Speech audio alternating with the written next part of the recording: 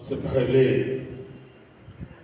उन सभी मूल निवासी महापुरुषों का अभिवादन करना चाहूँगा कि जिन्होंने हमें गुलामी से आज़ादी के लिए पूरा जीवन संघर्ष किया। बामसेब के 31वें मध्य प्रदेश राज्य अधिवेशन में आप लोग उपस्थित हुए हैं। इस अधिवेशन में जो 4 सब्जेक्ट है, एक सब्जेक्ट है कि सामाजिक क्रांति को रोकने के लिए शासक जातियों द्वारा धार्मिक ध्रुवीकरण करके प्रतिक्रांति का सबसे बड़ा हथियार है। दूसरा है तथाकथित आजादी के 75 साल में बहुजन समाज गुलाम क्यों। इसके साथ और 2 सब्जेक्ट है, कीमत चुकाए बगैर समाज परिवर्तन संभव नहीं और संगठन के उद्देश्य, विचारधारा एवं सिद्धांतों के प्रति समर्पित दृढ़ संकल्पित व्यवहार से व्यवस्था परिवर्तन का महान कार्य पूरा हो सकता है। इसका एक खबर है। साथियों, 6 दिसंबर 1973 को बामसेब का बीजारोपण हुआ और 6 दिसंबर 1978 बर्थ ऑफ बामसेब, मतलब 6 दिसंबर 1973 से अगर आप काउंटिंग करेंगे तो 6 दिसंबर 2022 को 49 साल पूरा हो जाएगा और अगला साल हम लोग मनाने जा रहे हैं गोल्डन जुबली वर्ष। बामसेब के माध्यम से पूरे भारत में गोल्डन जुबली वर्ष होगा। 10,000 कार्यक्रम होंगे। उसके साथ 24 सितंबर 1873 में राष्ट्रपिता ज्योतिराव फूले जी ने सत्यशोधक समाज की स्थापना की थी। ये वर्ष 150, उसको भी 150 साल पूरा हो रहा है। उसके तहत 2023 का लगातार पूरा साल 10,000 कार्यक्रम ओबीसी में चलाया जाएगा, पर्टिकुलर ओबीसी में। साथियों, बामसेब के प्रचारक के तौर पर और बामसेब के कार्यकर्ता के तौर पर लगभग 40 साल से कार्यरत हूं। भारत के कम से कम 29 राज्य और 490 जिले का फील्डवर्क अपने समय काल में किया है। तो निरंतर एक सवाल हमारे सामने आता रहता है, निरंतर आता है कि बामसेब के लोग कुछ करते नहीं हैं, केवल बातें करते, प्रबोधन करते, भाषण करते, इसके अलावा कुछ नहीं करते। इंटेलेक्चुअल वर्ग कह रहा है, अनपढ़ लोग नहीं, कि बामसेब के लोग केवल भाषणबाजी करते हैं, कुछ भी नहीं करते हैं। तो मेरा ऐसा मानना है कि हमारा समाज बामसेब को कम जानता है, हमारा दुश्मन ज्यादा जानता है। जब हम कुछ करते ही नहीं तो दुश्मन परेशान क्यों है? हम कुछ भी नहीं करते तो दुश्मनों को परेशान होना नहीं चाहिए बामसेब से। जो लोग कहते हैं कि हम कुछ भी नहीं करते तो दुश्मन परेशान क्यों है? क्योंकि दुश्मन अच्छी तरह जानता है कि जो बामसेब कार्य कर रहा है, ये बामसेब का मिशन है। ये अपने आप को नेता बनाने के लिए नहीं है, आने वाली जनरेशन के लिए। इलेक्शन की लड़ाई नहीं है, जनरेशन की लड़ाई है, आने वाली पीढ़ियों की लड़ाई है। क्योंकि हमने महापुरुषों से कुछ सीखा है। मैं आपको बैकग्राउंड थोड़ा ही बताना चाहूंगा, ज्यादा नहीं। अगर 3 रिजर्वेशन की अगर बात करेंगे आप, एजुकेशन रिजर्वेशन, प्रशासनिक रिजर्वेशन और पॉलिटिकल रिजर्वेशन, क्या इन तीन रिजर्वेशन की डॉक्टर बाबा साहब अंबेडकर को खुद के लिए जरूरत थी क्या? 1950 में उनकी उम्र 59 साल थी, तो क्या एजुकेशन रिजर्वेशन बाबा साहब को अपने लिए जरूरत थी क्या? 59 साल का उम्र तो बहुत हो गया ना। 1950 से पहले 5 सर्विस छोड़ चुके थे, कोलंबिया कैम्ब्रिज यूनिवर्सिटी की, सिरनम कॉलेज के प्रोफेसर की, कोल्हापुर नरेश की, सयाजीराव गायकवाड़ की, और अंग्रेजों ने कहा कि आप कहते हो कि हमारे लोगों के साथ अन्याय होता है, हम आपको जज बना देते हैं। बोला अगर मैं जज बन गया तो समाज को जगाने का और संगठित करने का समय नहीं मिलेगा। 50 से पहले की बात बता रहा हूं मैं, बात की नहीं। तो क्या सर्विस रिजर्वेशन बाबा साहब को अपने लिए जरूरत थी क्या? वो इतना टैलेंटेड थे कि दुनिया के किसी भी देश में प्रोफेसर बन सकते थे, उतना तो उनके अंदर टैलेंट था। 1942 में ही लेबर मिनिस्टर बन चुके थे। 50 बाद में आता है, 42 पहले आता है, याद रखो। तो क्या पॉलिटिकल रिजर्वेशन की भी उनको जरूरत थी क्या? अपने लिए, खुद के लिए उन्होंने पूरा प्रावधान किया अपने आने वाली जनरेशन के लिए, आने वाली पीढ़ियों के लिए प्रावधान किया। यही कॉन्सेप्ट हमसे का है। हम अपने आप को आगे या नेता बनाने के लिए नहीं, आने वाली पीढ़ियों को लगातार जागृत करने का काम कर रहे हैं। इसलिए दुश्मन परेशान है। जो हम अच्छी तरह जानते हैं, जब ज्योतिराव फुले आंदोलन चला रहे थे तब कोई आईएएस आईपीएस डॉक्टर वकील इंजीनियर नहीं था। जब बाबा साहब अम्बेडकर आंदोलन चला रहे थे तब भी कोई डॉक्टर वकील इंजीनियर आईएएस आईपीएस नहीं था। जब नहीं थे समाज में आईएएस आईपीएस डॉक्टर वकील इंजीनियर, तब अधिकार मिले और ज्यादा मात्रा में एजुकेटेड वर्ग पैदा हो गया, अधिकार बचा भी नहीं पाए। इसको कोई नकार नहीं सकता। नहीं थे तब अधिकार मिला। समाज में आईएएस आईपीएस डॉक्टर वकील इंजीनियर ऑफिसर्स नहीं थे तब अधिकार मिला, और ज्यादा मात्रा में वर्ग में एजुकेटेड लोग पैदा हो गए, अधिकार बचा भी नहीं पाए। नहीं कि छोड़ो, क्यों? कि हमने अपने अपने अस्तित्व की लड़ाई लड़ी है, समाज के अस्तित्व की लड़ाई नहीं लड़ी है। समाज के अस्तित्व की वजह से हमारा अस्तित्व है। तो ये जो समस्या है निश्चित तौर पर है। बहुत सारे लोग बोलते समाज में हजारों संगठन है, हजारों संगठन है, हजारों संगठन है। मैं मानता हूं हजारों नहीं, लाखों संगठन है। इस बात को मैं मानता हूं, जानता भी। जो लोग कहते हैं कि इसी वजह से हम अलग अलग बटे हुए हैं, इसीलिए हम कमजोर हैं, तो मैं कहता हूं 3.5% ब्राह्मण हर जगह बटा हुआ है। बीजेपी में भी है, कांग्रेस में भी है, कम्युनिस्ट में भी है, आरजेडी में भी है, सपा में भी है, बसपा में भी है, एनसीपी में भी है, हर जगह। तृणमूल में भी है, आरपीआई में भी है, आप पार्टी में भी है। वो तो 10-20 जगह बढ़ जाता है, फिर वो कामयाब हो जाता है। हम बढ़ते हैं तो नुकसान हमारा हो जाता है, वो बढ़ता है तो उसका फायदा हो जाता है। क्यों? क्योंकि उनका मकसद अपने समाज का है व्यवस्था मजबूत करने का। कहीं भी रहेगा अपने व्यवस्था के विरोध में आवाज नहीं उठाएगा, वो जाकर खत्म करेगा, वो डिस्ट्रॉय करेगा व्यवस्था के विरोध की मूवमेंट को।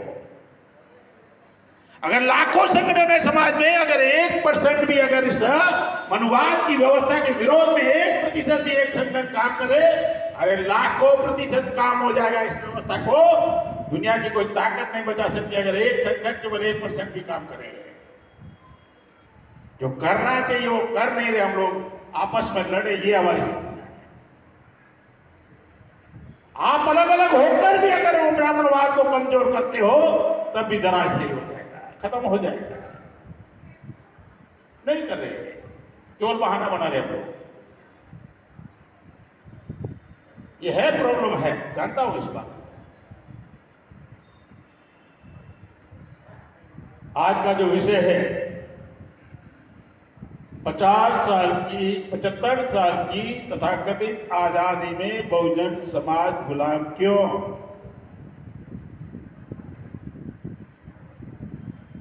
हमने 2001 में जब बानसेप के द्वारा सब्जेक्ट चलाया गया था कि आजादी का आंदोलन नहीं था, ये ब्राह्मणों के वर्चस्व का आंदोलन था और मूल निवासियों को गुलाम बनाने का आंदोलन था। ये हमारी आजादी का आंदोलन नहीं था। तो पढ़े लिखे लोग बोलते थे इनका दिमाग खराब हो गया। अरे 1947 में 15 अगस्त 1947 में देश आजाद हो गया और बानसेप वो अलग बोलते हैं कि आजादी का आंदोलन नहीं था। हमारी आजादी अभी भी बाकी है, क्योंकि हमें स्कूलों में पढ़ाया ही गया, स्कूलों में यही पढ़ाया गया आपको। हमें ये पढ़ाया गया कि अंग्रेज बाहर से आए, अंग्रेज चले गए, देश आजाद हो गया। मुगल बाहर से आए, मुगल चले गए, देश आजाद हो गया। यूरेशियन ब्राह्मण बाहर से आया, उसका इतिहास पढ़ा होगा, वापस गया, उसका इतिहास पढ़ा है। आया आर्य नार्य के युद्ध में, जब 5वीं 6वीं में पढ़ता था तब भी आता था आर्यों का आगमन, आर्य नार्य का आक्रमण। वो आया, इतिहास है उसका, जाने का इतिहास पढ़ा क्या? नहीं पढ़ा होगा। क्यों नहीं पढ़ा? गया ही नहीं है भाई, वो वापस लौट कर नहीं गया, विदेश से आया वापस नहीं गया। और ये विदेशी है, ये मैं नहीं कह रहा हूं, उनके बाप दादाओं ने लिख कर रखा है, ऋग्वेद में लिख कर रखा हुआ हम बाहर से आए हुए लोग हैं। बाल गंगाधर तिलक ने लिख कर रखा है, टिकेट होमेट वेदांत का हम बाहर से आए हुए लोग हैं, भारत के लोगों के ऊपर राज करने के लिए आए हैं। जवाहरलाल नेहरू ने लिख कर रखा डिस्कवरी ऑफ इंडिया में हम भारत की खोज। आपको अपना घर खोजने की कभी जरूरत पड़ती है क्या कि मेरा घर किधर आया? बाहर से अगर कोई आएगा तो आपका घर खोजेगा, भाई ये कहां रहते हैं। नेहरू को भारत की खोजने की जरूरत क्यों पड़ी? वो किताब आज भी मिल रही है। सावरकर ने लिख कर रखा 6 गोल्डन पेज में कि हम बाहर से आए हुए लोग हैं। वोल्गा टू गंगा में राहुल संकीर्तन ने लिख कर रखा, जिसका असली नाम केदारनाथ पांडे, कि हम बाहर से आए हुए लोग हैं। बंच ऑफ थॉट्स में गुरु गोलवलकर ने लिख कर रखा कि हम बाहर से आए हुए लोग हैं। 35 सबूत है, 35 उनके पुरखों ने लिख कर रखा है। अब तो डीएनए ने सिद्ध कर दिया है। तो जो 3.5% लोग हमें गुलाम बनाए रखा है, तो भारत के जो एससी एसटी ओबीसी और माइनॉरिटी के लोग हैं, उन्हें मालूम ही नहीं है कि हमारा शत्रु कौन है। प्रदीप ने बताया हमें शत्रु और मित्र की पहचान नहीं है, इसी वजह से हमारी समस्या है। और 75 साल की आजादी का अगर 2-3 लाइन में अगर आपको बताया जाए, 1% के पास 73% भारत की प्रॉपर्टी है, 1% लोगों के पास 73% भारत की संपत्ति है। और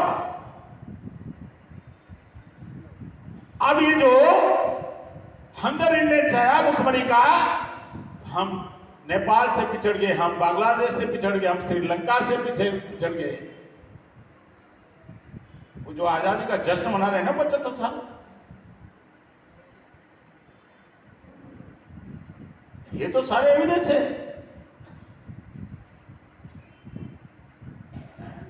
गुलाम भारत में जो समस्या नहीं थी, आजाद भारत में वो समस्या पैदा हो गई, याद रखना।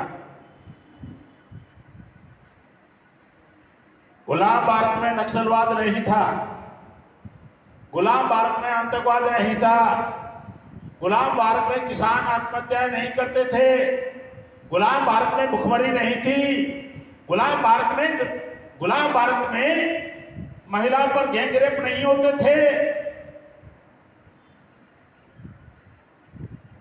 जिन समस्याओं का समाधान हो चुका था ना, वो समस्या पुनर्जीवित हो गई हमारी, वो समस्या हमारी पुनर्जीवित हो गई है। जिनके पुरखों ने हजारों साल से संपत्ति, हजारों साल से पढ़ने लिखने के अधिकार से वंचित किया, भारत में अंग्रेज आए, 1813 में लॉर्ड मेकाले एजुकेशन सिस्टम लागू हुआ, तब ज्योतिराव फुले पढ़ पाए। 1827 में उनका जन्म है, उससे पहले अधिकार मिल गया एजुकेशन का। अगर ज्योतिराव फुले नहीं पढ़ पाते तो बाबा साहब का नंबर आता था क्या? उनका जन्म तो 1891 में है, ज्योतिराव फुले के जाने के बाद। जब राष्ट्रपिता ज्योतिराव फुले नहीं पढ़ पाते, बाबा साहब का नंबर नहीं आता, तो हमारा नंबर आता था कि हम हमारा इतिहास नहीं जानते, ये हमारी समस्या है। तो हमेशा कहता हूं ओबीसी के लोगों को बुरा लगेगा, जिसे प्रीतम लोधी जी ने कहा सच बोलना चाहिए, कड़वा है। हम लोग तो आदी है सच बोलने के। 52% ओबीसी को अपने पुरखों का इतिहास मालूम नहीं है, और इसी वजह से इस देश में समस्या बनी हुई है। और पुरखा मानते हैं किसको? गांधी जी को। अरे 1848 में ज्योतिराव फुले जब आंदोलन कर रहे थे ना, आजादी का आंदोलन, कि अंग्रेज भारत में तब तक शूद्र अतिशूद्र लोग, तुम लोग जल्दी इकट्ठा होकर अंग्रेज ब्राह्मणों की गुलामी से मुक्त हो जाओ। 1848 में राष्ट्रपिता ज्योतिराव फुले जब आंदोलन चला रहे थे, तब गांधी जी पैदा भी नहीं हुआ था, 21 साल के बाद पैदा हुआ। 1869 में पैदा हुआ। जब 1902 में छत्रपति शिवाजी महाराज ने हमें आरक्षण का अधिकार दिया, 50% आरक्षण का अधिकार दिया, 26 जुलाई 1902 में लोहिया पैदा भी नहीं हुआ था, लोहिया 1910 में पैदा हुआ। गांधी, लोहिया और जयप्रकाश नारायण को अपना पुरखा मान रहे हैं। मैं ये कड़वी बात इसलिए कह रहा हूं कि आप लड़ाई लड़ना चाहते हो, जिनके विरोध में उनकी विचारधारा को आप एडॉप्ट करके लड़ना चाहते हो, आप विफल हो। कुछ भी कर लो, क्योंकि आपकी अपनी विचारधारा नहीं है। विचारधारा नहीं है तो आप कामयाब नहीं हो सकते। तो ये जो 52% ओबीसी को जगाने के लिए सत्यशोधक समाज जो बनाया गया था, बाद में दुश्मनों ने खत्म कर दिया, उसको हम लोगों ने पुनर्जीवित करके 10,000 कार्यक्रम ओबीसी को पर्टिकुलर जगाने का आंदोलन चला। साल भर चला ये कार्यक्रम। और अंग्रेजों की गुलामी वन फोल्डर थी, याद रखना, केवल राजनीतिक गुलामी थी। अंग्रेजों की गुलामी वन फोल्डर थी। फाइल एक फोल्डर की भी आती है, फाइल मल्टी फोल्डर की भी आती है, मालूम है ना? जो डिपार्टमेंट में काम करते होंगे, फाइल एक फोल्डर की भी आती है, फाइल मल्टी फोल्डर की भी आती है।